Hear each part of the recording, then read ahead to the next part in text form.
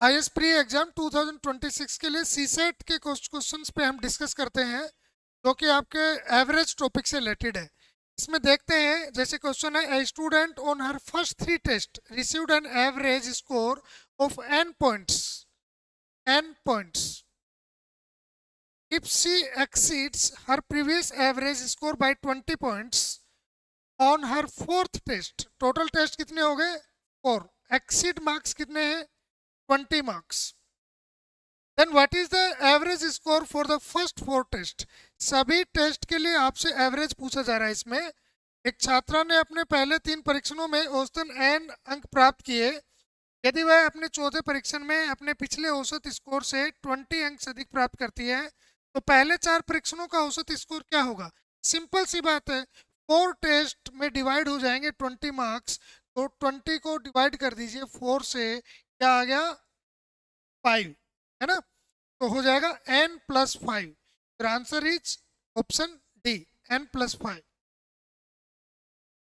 Next question. Next question is, a group of 630 children is seated in row for a group photo session. Each row contains 3 less children than the row in front of it. Which one of the following number of rows is not possible? 603 students हैं, ये 603 बच्चे हैं जो photo session में हैं। अगली पंक्ति में 3 स्टूडेंट कम होते हैं पिछली पंक्ति से, तो इनमें से क्या नहीं होगा? 3 नहीं होगा, 4 नहीं होगा, 5 नहीं होगा, या फिर 6 नहीं होगा, ये हमें चेक करना है। तो आप ध्यान देंगे, जैसे मान लीजिए 3 रोज हैं, फर्स्ट, सेकंड, इस रो से इस रो में कितने स्टूडेंट कम होंगे? 3। और इससे इसमें 3 कम होंगे, बट इससे कितने कम होंगे? 6। 6 + 3 कितने हो गए? 9। अब आप देखेंगे 630 - 9 करेंगे, 630 - 9 इज इक्वल टू 620।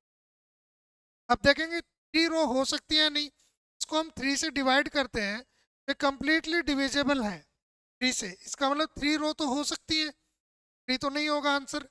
तो क्वेश्चन ये है कि संभव नहीं है, कौन सी रो नहीं आएगी। फिर हम देखते हैं, यदि 4 होगा नहीं तो फर्स्ट रो में 3 कम, सेकंड रो में 6 कम हो जाएगा, थर्ड रो के अंदर कितने? 9। 9 + 6 15 + 3 18। तो आप इसी स्थिति में क्या करेंगे? 630 - 18 करेंगे, कितना आ जाएगा? 612। अब 612 को किससे डिवाइड करेंगे? 4 से। ये भी 4 से कंप्लीटली डिविजिबल है क्योंकि 12 4 है। इसका मतलब 612 भी 4 से कंप्लीटली डिविजिबल है, तो ये भी संभव है, इसलिए ये भी आंसर नहीं होगा। अब हम 5 वाला देखते हैं, तो 3 + 6 + 9 + 12 आएगा ना अगली पंक्ति में कम, तो फिर कितना कम हो गया? 9 + 6 15 + 3 18 + 12 30। इसका मतलब कितना होगा? 600। 600 को जब आप 5 से डिवाइड करते हैं तो डिवाइड कंप्लीटली हो जाएगा, इसका मतलब ये भी नहीं होगा। आंसर तो आपका आ गया है, क्या होगा? Option D, 6। लेकिन चेक चेक कर लेते हैं, 6 में क्या है? 3 6 9 12 एंड 15। इसका मतलब क्या हुआ? 585। अब 585 को यदि 6 से डिवाइड करते हो तो ये 6 से डिवाइड नहीं होता है, और 6 से डिवाइड नहीं होता है, इसका मतलब 6 पंक्तियां नहीं बन सकती। तो यही पूछा गया है कि कितनी पंक्तियां नहीं बन सकती। आंसर हो गया 6। नेक्स्ट क्वेश्चन देखते हैं। 3 वर्ष पूर्व 5 सदस्यों वाले एक परिवार की आयु का योग क्या था? 80। इसका मतलब क्या हुआ? प्रत्येक मेंबर का एवरेज कितना हो जाएगा? 80 divide by 5 is equal to 16।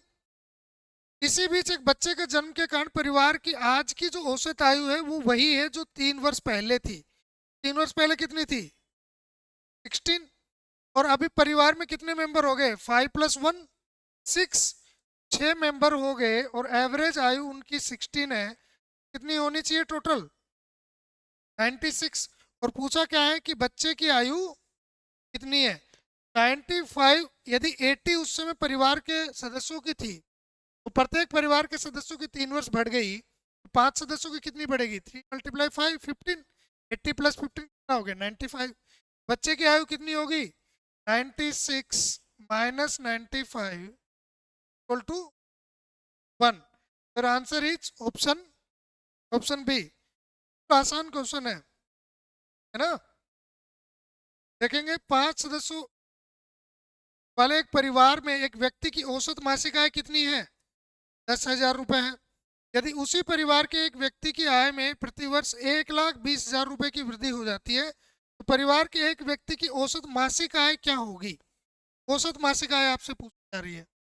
एक व्यक्ति की यदि 1,20,000 ईयरली बढ़ती है, मंथली कितनी होगी? 1,20,000 को 12 से डिवाइड कर दोगे, मंथली कितनी बढ़ गई? 10,000।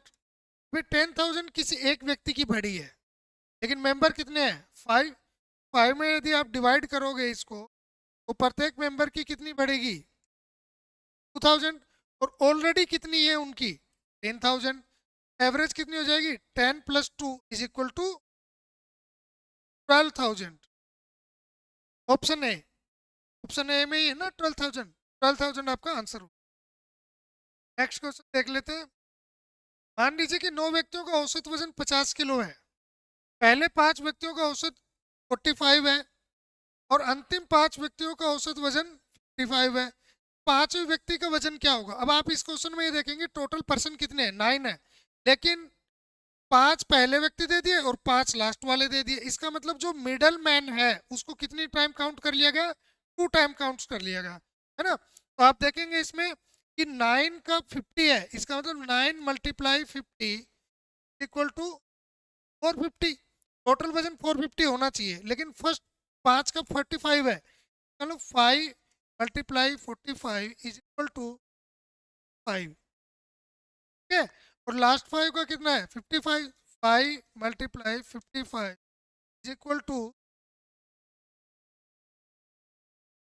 75।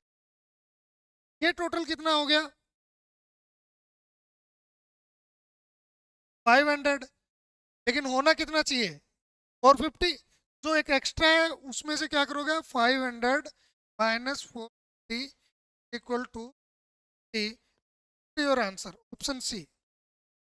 ऑप्शन सी क्या हो गया? आंसर हो गया। ठीक है। नेक्स्ट क्वेश्चन देख लेते हैं। एक शहर में पहले 4 दिनों में औसत वर्षा कितनी थी? पहले 4 दिनों में 0.40। अंतिम 2 दिनों में कितनी? 4:3 के अनुपात में थी। ठीक है।